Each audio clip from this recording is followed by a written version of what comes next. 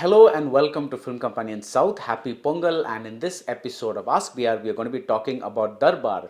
Sreekar says, with some brilliant movies to his credit like Gajini, Katti, Tupaki, etc., do you think slowly there is a huge decline in content with films like Sarkar and Darbar not living up to what Murugadoss usually delivers?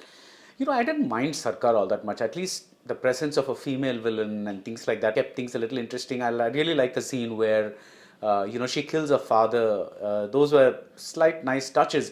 I think what happens with a Rajinikanth movie is that people usually are so scared that they want to do something special for Rajinikanth because he's such an iconic superstar.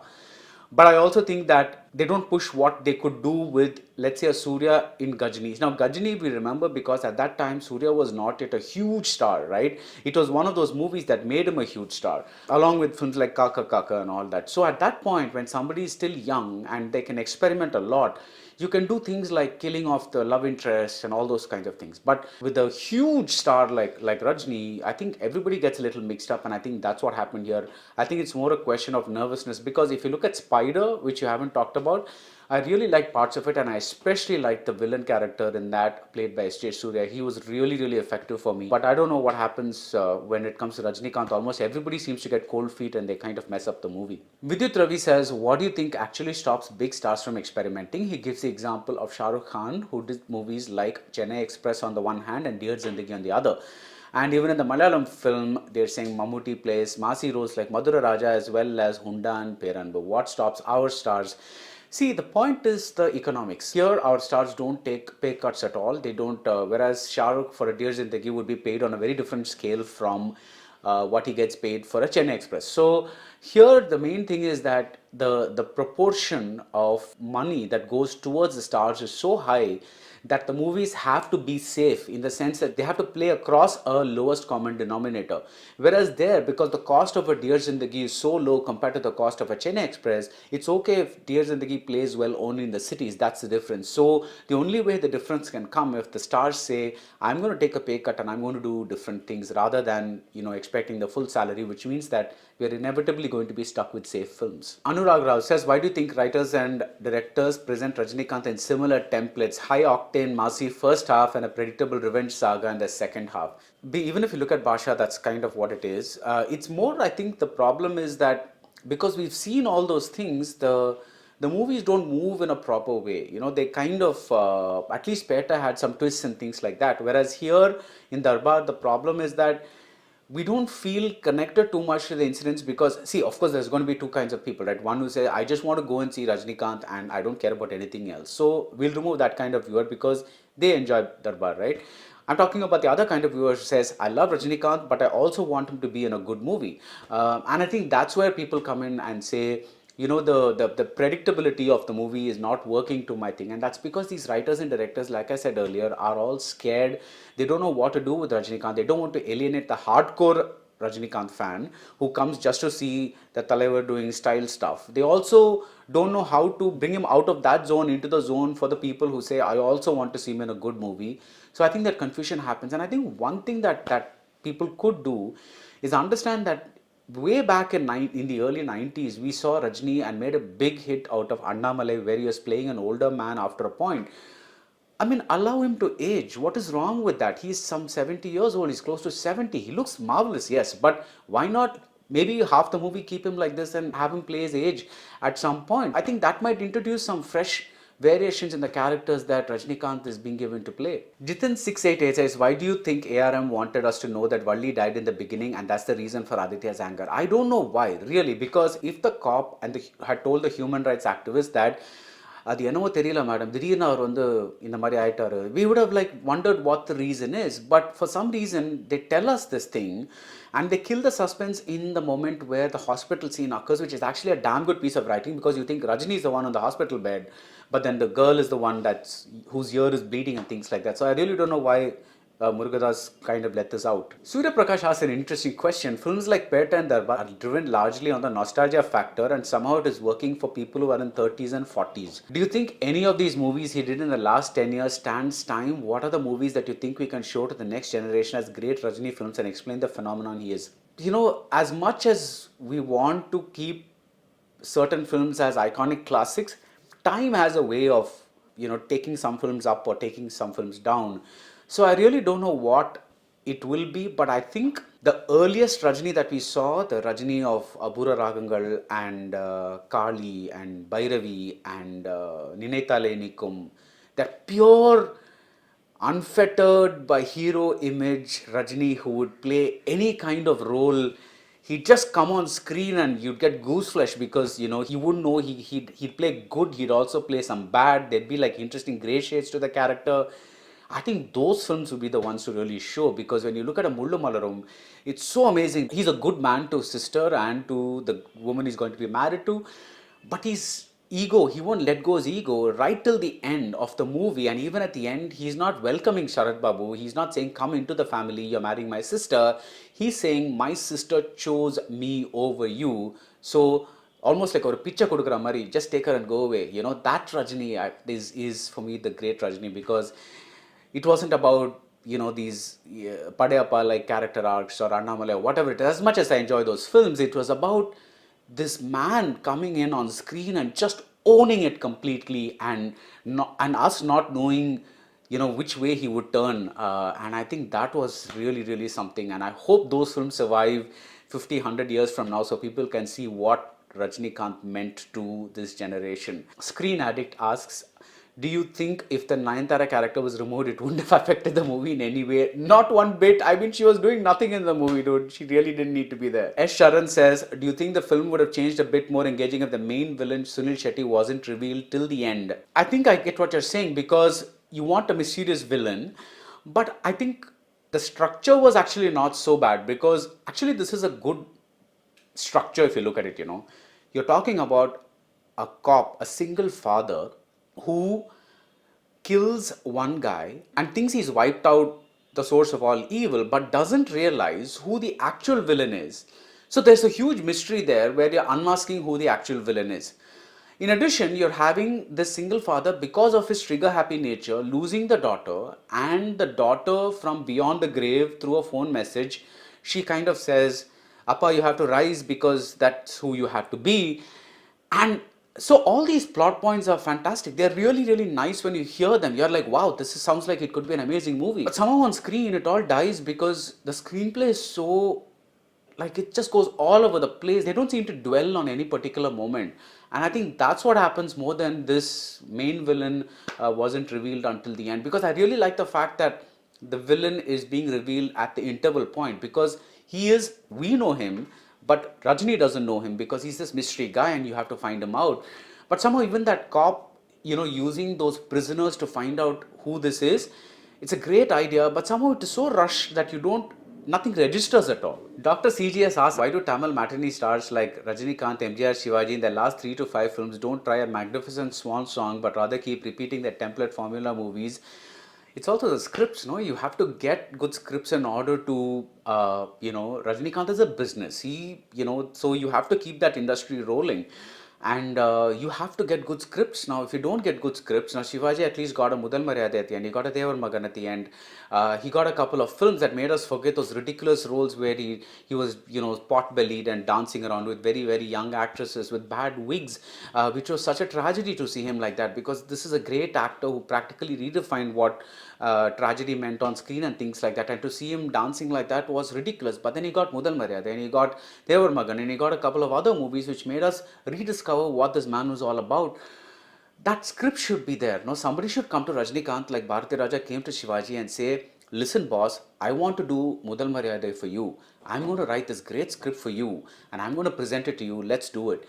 And that's when you'll get a swan song, at least if not the final movie, then at least one of the last few movies will be a swan song. Whereas today everybody seems to be saying, I just want to celebrate Rajanism, and that becomes old very quickly, because how many films can you keep seeing the same swag or style or whatever you want to call it? Another question here from the same person says, when Amitabh could transition as a seasoned actor in his last innings, why Rajinikanth couldn't? That's also choice, no? So the thing is, it's not could.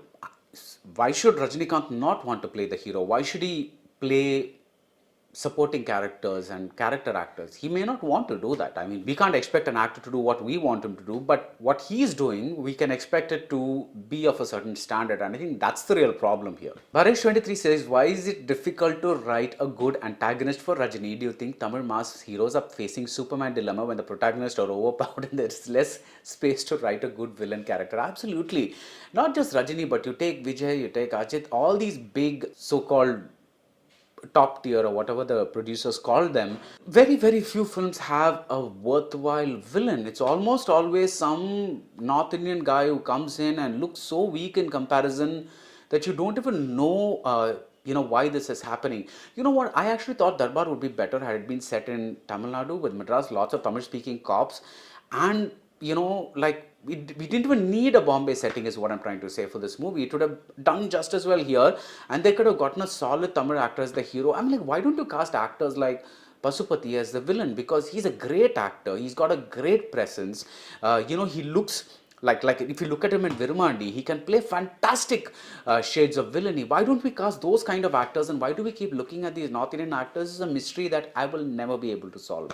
Rajkumar says, I feel all big directors lack longevity. The Shankar who made I was not the one who made films like Gentleman or Mudalvan. Felt the same after I watched Selva's NGK, Gautam Z and PT, and now the same applies to Murugadoss. What can be the reason for such a transition? I think it's also because they stick to genre, because I don't know, ENPT kind of, I wouldn't put it in the same category, neither would I put NGK in the same category, because those two films tried to do something and kind of, it was still the work of somebody trying to push something forward. So those two films I wouldn't consider as part of this. Yeah, but otherwise, people try to stick to a formula, and also the budgets, because the minute the budgets balloon to these humongous amounts, your creativity is very restrained, because now you can't take any risks like killing of the heroine and things like that. So I think that's one reason people lack longevity. And the other thing is there are no writers here. So the fact is, right, directors have to depend on their own ADs and people like that. They kind of consult and make a script. And I think that after a point you just run out of ideas. So that's what happens. Gayatri says, do people tend to view Rajinikanth films in a different way? I have noticed that people never criticize his acting or his creative choices. The blame is often put on the makers. What do you think? I think that's because we know that Rajini is capable of doing a lot of stuff, but because he picks these films and these directors, which again the screenplay sounds nice, I think beyond a point he cannot be blamed, because you listen to a Darbar and you have, like I explained earlier, it has these great knots and he's probably thinking it will make a great screenplay. I think this could be the fact that Rajini is also supposed to be this very obedient actor who pretty much listens to the plot of the thing and goes on sets and says, I will do whatever you do, as opposed to someone like Kamal or I don't know, some other actor who will go and argue every stage of the way. Those creative conflicts that result in a lot of interesting stuff. I don't think you get that in a Rajini film. So I think it's a combination of the directors themselves being fearful and Rajinikanth not pushing enough after a point, once he hears the knot of the story and saying, let's push it further. So I think it's a question of both, and that's why it's very hard to blame Rajini alone. I think it's more of the directors. We also know what he's capable of, so it's very hard to blame him. Ilangovan says, I am surprised that logic and commercial disappointed you in Darbar but not in Bigil. You're okay with the girls flying in the air to kick the ball and intro in Bigil, but you criticize Darbar, it seems, by... No, girls flying in the air and kicking a ball is part of that fantasy. Yeah, just ups the thing. I'm not saying Bigil is the most extraordinary film ever. I was able to digest it, is what I'm trying to say. It's not like, I don't know why people look at it as either this extreme or that extreme. For me, Bigil came, if this is bad and this is good, Bigil was somewhere maybe here, it fluctuated there. But when you write like an intro scene for Rajinikanth, who is the biggest mass star of Tamil cinema, you really need to kind of do something special. And I think this also happens because our action directors lack imagination. They lack imagination, either that or they are not given the budget and resources. Because let's consider a Bond film, right? Those are also very expensive films. But when you look at the action that opens Spectre or whatever it is so well imagined. You're like, I don't even care if this film has a story or whatever it is, just keep showing me one action scene after another. That's all I want. Here, you either have gunfights or fist fights or like things with Arwa and things like that. It's the same thing over and over again. Even in something like Kaidi, what are you seeing there? You're seeing first one guy goes towards Karthi, he gets hit. Then the second guy goes towards Karthi, he gets hit. Then the third, I'm like those kinds of things. I'm saying get action choreographers who can think out of the box, who can do different things. That's when these action sequences will become truly interesting. Otherwise, you're just showing a hero's massness. I want to see him do something like, see, I'll give you an example. A one versus many fight. You look at the fight choreography of this. I forget the name of the place, but when Uma Thurman in Kill Bill 1, she kind of goes into that house and kills all those karate people, right? That is a great example of a fight which is completely unbelievable, impossible, but it feels plausible on screen because the editing, the choreography, and the stunt choreography and the cinematography, everything is built towards that moment. There, she handles a sword and kills all these people, and you believe every moment of it, and here you don't. That is my main problem with this. Anirudh Srinivas says, would you like to see Superstar in a rom-com kind of film? Audiences were enjoying the rom-com portions in Peter Darbar. I would totally like to see a Rajinikanth film where he's just like a Chini Kam kind of film, which somebody told me that's what they wanted to make Darbar. I don't know why they didn't make it like that, but it would be great to see like an old Rajni, find himself attracted to a younger Nayanthara and see if that relationship will work out. I think that would be a great idea. I want Rajinikanth to show more facets of his personality, because stars are basically personalities on screen, huge charismatic personalities on screen, and you want to see the lighter sides. You want to see him do all these other things and not just keep fighting on screen, or like thing here.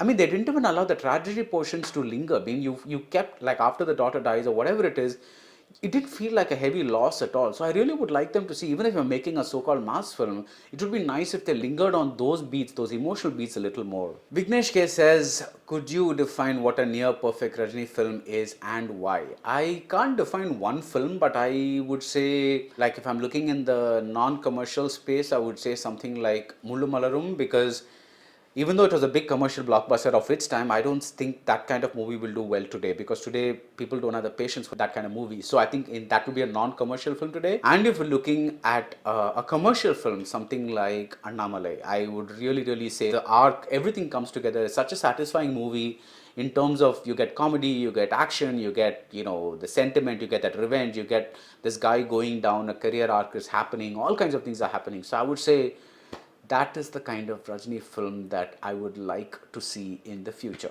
So thanks so much for asking all these questions. See you in the next episode of Ask BR. Until then, keep watching Film Companion South.